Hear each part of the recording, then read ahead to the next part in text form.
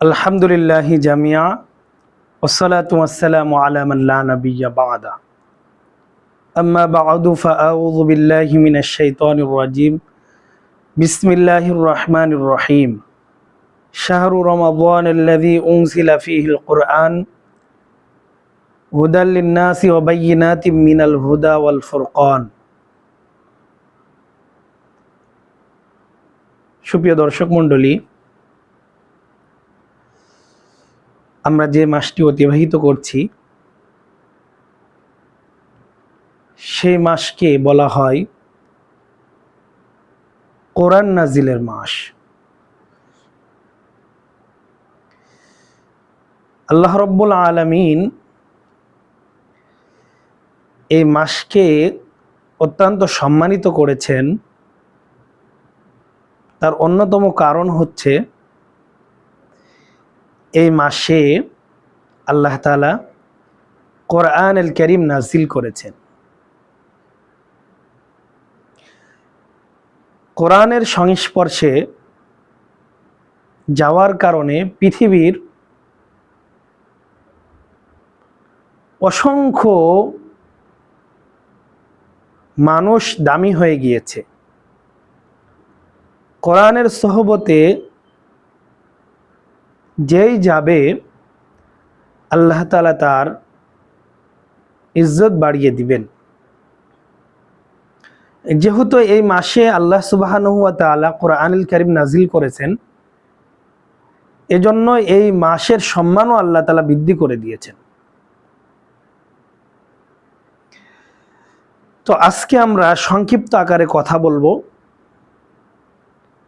কোরআন নাজিলের মাসে আমাদের জন্য বেশি বেশি কোরআন তেলাওয়াত করার বিষয়। প্রিয় শ্রোতা বন্ধুগণ,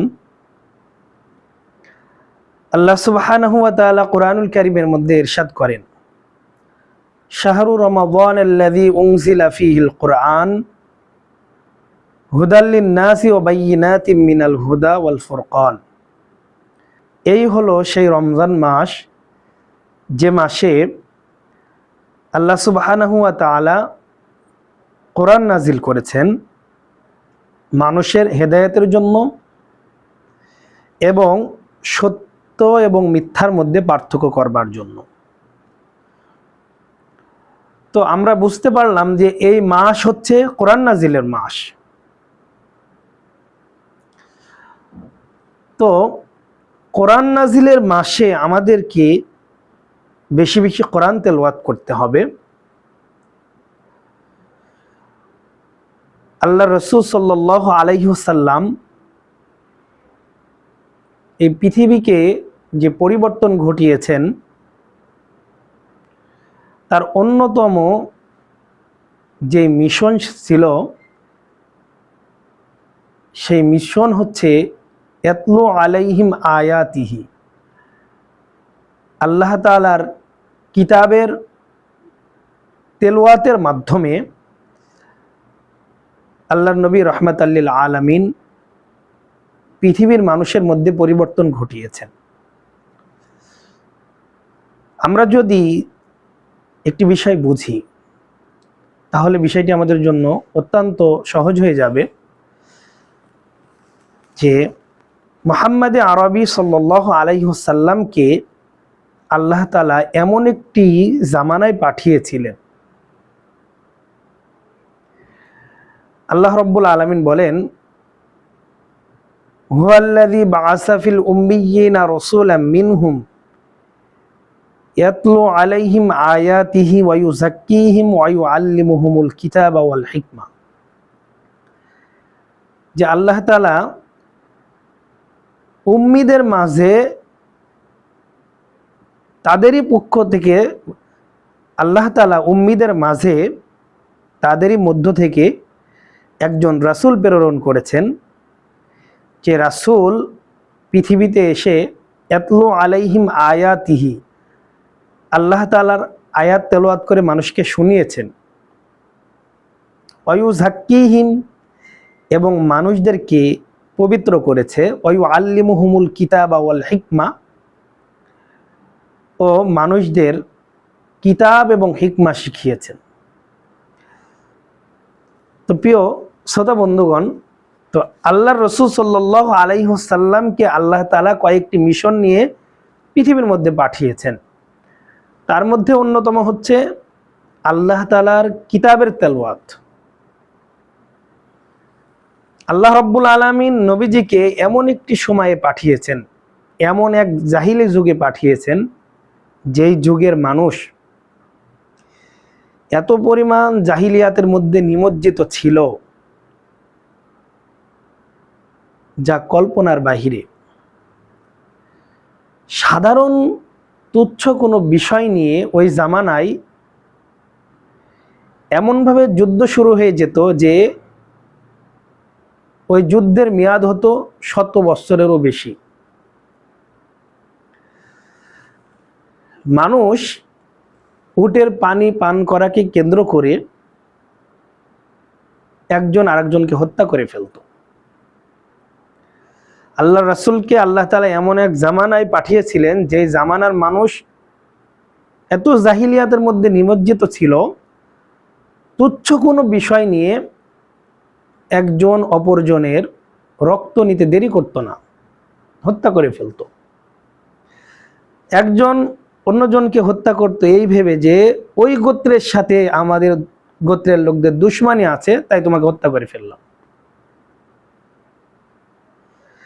এমনই এক জাহিলিয়াতের মধ্যে আল্লাহ রাব্বুল আলামিন আল্লাহ রাসূলকে পাঠালেন।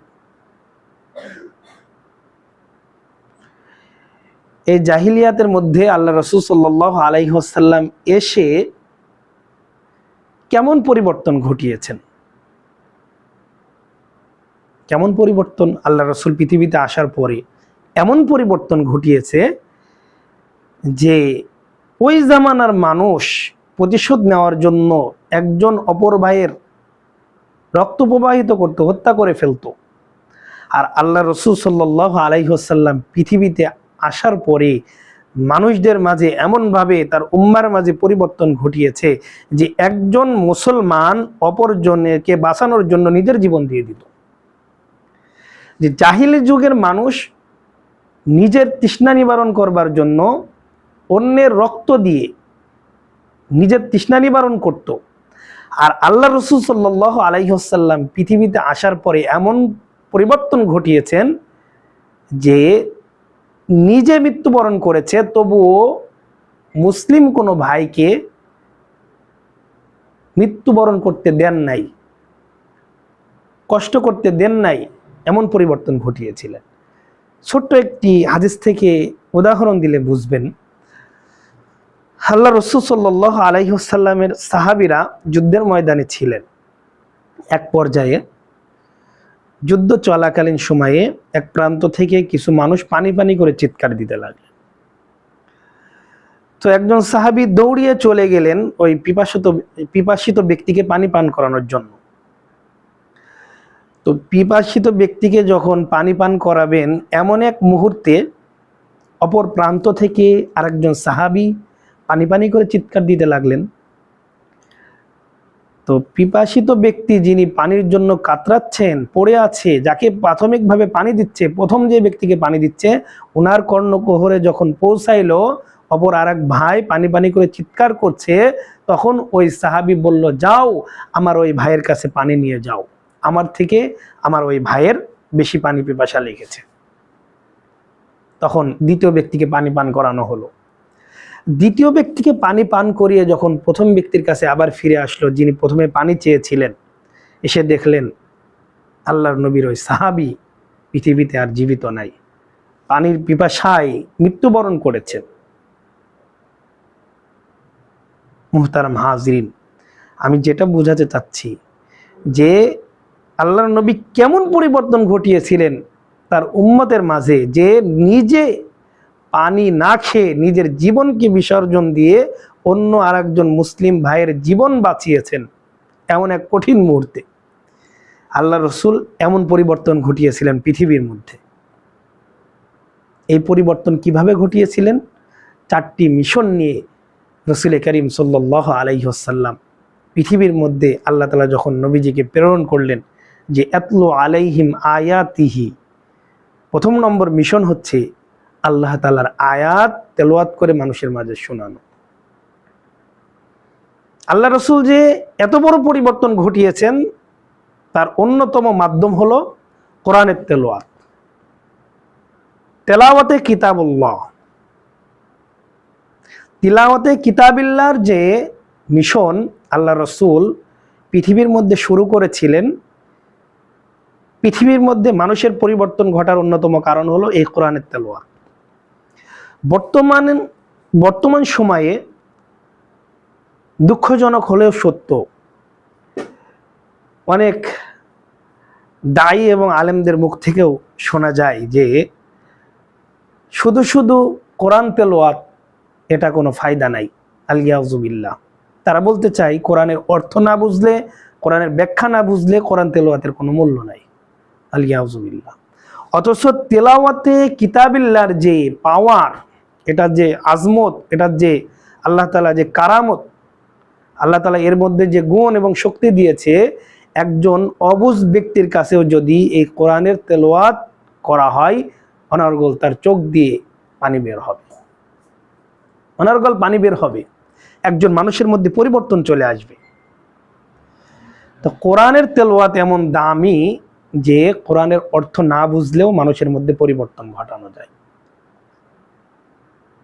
তো আল্লাহ রাসূল সাল্লাল্লাহু আলাইহি ওয়াসাল্লামের জামানায় আল্লাহ রাসূল এমনভাবে মিশন শুরু করেছিলেন যে প্রত্যেকটি ঘরে ঘরে কোরআনের তেলাওয়াত আল্লাহ রাসূল শুরু করে দিয়েছিলেন, সাহাবায়ে কেরামের ঘরে ঘরে।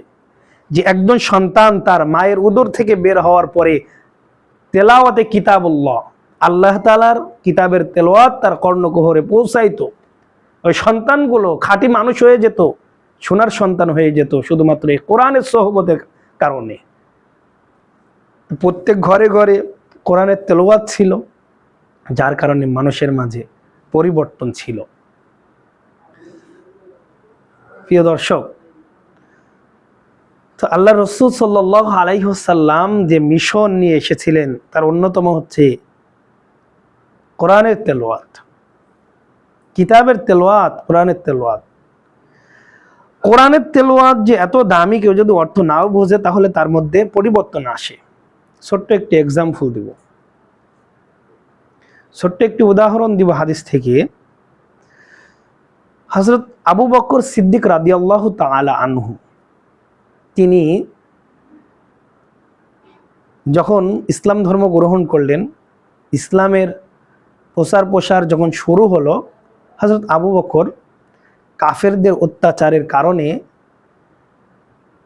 মক্কা ছেড়ে আবিসিনিয়ায়, মক্কা ছেড়ে অন্য দেশে হিজরত করার জন্য তিনি বের হলেন। পথিমধ্যে আল গিমান নামক জায়গায় ইবনে দোগান্নার সাথে তার সাক্ষাৎ হয়। ইবনে দোগান্না মক্কার একজন লিডার ছিলেন, আল করা নামক গোত্রের তিনি প্রধান ছিলেন। তিনি হযরত আবু বকরের সাথে যখন সাক্ষাৎ হলো, আবু বকরকে জিজ্ঞাসা করলো, আবু বকর কোথায় যাচ্ছ? যেহেতু ব্যবসায়িক সূত্র ধরে আবু বকরের সাথে ইবনে দোগান্নার সম্পর্ক ছিল। হযরত আবু বকর বললেন, ভাই দোগান্না, আমি এই মক্কার লিডারদের অত্যাচারের কারণে আমি আমার মাতৃভূমি ছেড়ে অন্য দেশে হিজরত করছি। ইবনে দোগান্না বললেন, না না, তোমাকে হিজরত করা যাবে না, কারণ তোমার মতো অনুপম চরিত্রের মানুষ যদি এই দেশে থাকতে না পারে তাহলে অন্য দেশের মানুষরা আমাদের বদনাম করবে, এই বলে যে আবু বকরের মতো একজন নরম দিলওয়ালা মানুষ, অনুপম চরিত্রের মানুষ যদি ওই দেশে থাকতে না পারে তাহলে ওই দেশের মানুষগুলো ভালো না, কাজেই তোমায় হিজরত করতে পারবে না, চলো আমার সাথে চলো, আমি মক্কার লিডারদের সাথে কথা বলবো, তোমাকে তোমার নিরাপত্তার ব্যবস্থা করব, তুমি মক্কার মধ্যেই থাকবে। হযরত আবু বকরকে নিয়ে আসা হলো। ইবনে দোগান্না বলল যে না, আবু বকরকে এ দেশ থেকে যেতে দেওয়া যাবে না, তাকে এই দেশে রাখতে হবে, যেহেতু সে একজন ভালো ব্যক্তি, নরম দিলওয়ালা ব্যক্তি, সৎ চরিত্রের অধিকারী একজন ব্যক্তি, সে তো অসহায় দরিদ্র মানুষদেরকে সেবা করেন, নিঃস্বার্থ ভাবে মানুষের খেদমত করেন, এমন একজন ভালো ব্যক্তিকে এ দেশ থেকে তাড়িয়ে দেওয়া, তার উপরে জুলুম করা, এটা আমাদের জন্য উচিত হবে না। হযরত আবু বকরকে বলল, ঠিক আছে, আবু বকর এ দেশে থাকতে পারবে, তবে শর্ত হচ্ছে আবু বকর উচ্চ আওয়াজে কোরআন তেলাওয়াত করতে পারবে না।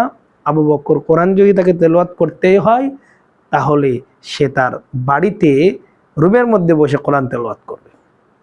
এই শর্ত যদি আবু বকর মানে, তাহলে আবু বকর এ দেশে থাকতে পারবে। তখন বলা হলো, কেন? আবু বকরের নিজের বাড়ি, তার অধিকার আছে, সে নিজে কোরআন তেলাওয়াত করবে, ঘরের বাহিরে উঠানে কোরআন তেলাওয়াত করবে, তার তো এটা অধিকার। বলল, না, আবু বকর যখন কোরআন তেলাওয়াত করে, তো আবু বকরের কোরআনের তেলাওয়াত শুনে হ্যামিলনের বাঁশিওয়ালার মতো হাজার হাজার মানুষ আবু বকরের বাড়িতে জমা হয় আবু বকরের কোরআন শোনার জন্য। এমনভাবে কোরআন শোনে, তারা আবু বকরের উপরে এমনভাবে আকৃষ্ট হয়ে যায়, সব মানুষগুলো আবু বকরের ভক্ত হয়ে যাবে, আমাদের ক্ষমতা চলে যাবে। কাজে আবু বকর উচ্চ আওয়াজে কোরআন তেলাওয়াত করতে পারবে না। তো মুহতারাম হাজরিন, এই যে মানুষের মধ্যে এমনভাবে আসর করে আল কোরআন, এই কোরআনের মাধ্যমে সমাজের মধ্যে পরিবর্তন ঘটানো সম্ভব। তো প্রথম নম্বর মিশন হচ্ছে আল্লাহ রসুলের, যে কোরআনের তেলাওয়াত। আমাদেরও এই সমাজকে পরিবর্তন করতে হলে বেশি বেশি কোরআনের তেলাওয়াত ছড়িয়ে দিতে হবে। প্রত্যেক ঘরে ঘরে কোরআনের আওয়াজ ছড়িয়ে দিতে হবে। প্রত্যেক শিশু ছোট্ট থেকে তারা কোরআনের তেলাওয়াত শিখবে, তাদের কর্ণকুহরে কোরআনের তেলাওয়াত শুনবে। কিন্তু দুঃখজনক বিষয়, আমাদের মুসলমানদের ঘরে এখন কোরআনের তেলাওয়াত নেই বললেই চলে।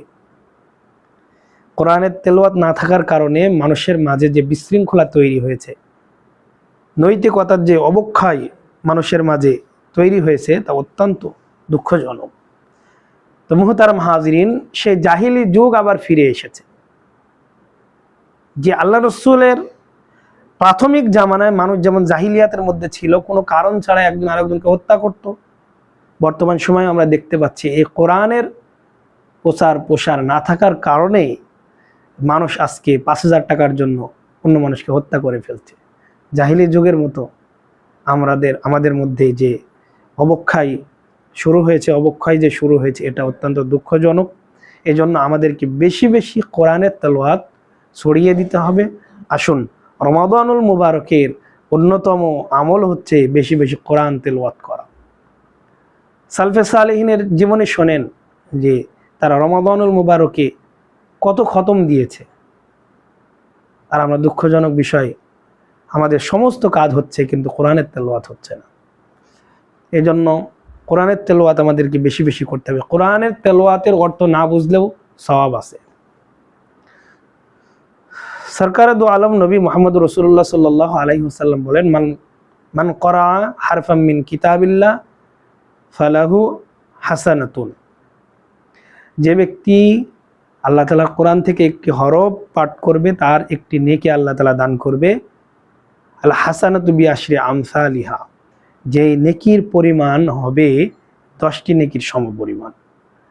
আল্লাহ রসুল বলেন, লা আকুলু আলিফ লাম মিম হারফুন, যে আমি এটা বলি না আলিফ লাম মিম হরফুল মুকাত্তাত যেটা আছে এটা সমষ্টিগতভাবে একটি হরফ, বাল আলিফুন হারফুন, লামুন হারফুন ও মিমুন হারফুন। আলিফ একটি হরফ, লাম একটি হরফ, মিম একটি হরফ। যে আল্লাহ রসুল সাল্লাল্লাহু আলাইহি ওয়াসাল্লাম এত ক্লিয়ারলি ভাবে বুঝিয়ে দেওয়ার পরেও কিছু মানুষ এমনভাবে ফিতনা সৃষ্টি করে, মনে হয় যেন কোরআন হাদিসের জ্ঞান, সামান্যতম জ্ঞানও তার মধ্যে নাই। এজন্য কোনো রকম ফিতনার মধ্যে জড়ানো যাবে না। তেলাওয়াতে কিতাবুল্লাহর প্রসার আমাদেরকে করতে হবে, নিজে পড়তে হবে, সন্তানদেরকে পড়াতে হবে, নিজের বাড়িতে কোরআনের তেলাওয়াতের নিয়ম চালু করতে হবে, সমাজে চালু করতে হবে। শুধু তেলাওয়াত নয়, আমাদের সমাজ, রাষ্ট্র সব কিছু যেন কোরআন দ্বারা পরিচালিত হয়। আল্লাহ তাআলা আমাদের সবাইকে সেই তৌফিক দান করেন এবং প্রচেষ্টা করার তৌফিক দান করেন। আসসালামু আলাইকুম ওয়া রাহমাতুল্লাহি ওয়া বারাকাতুহু।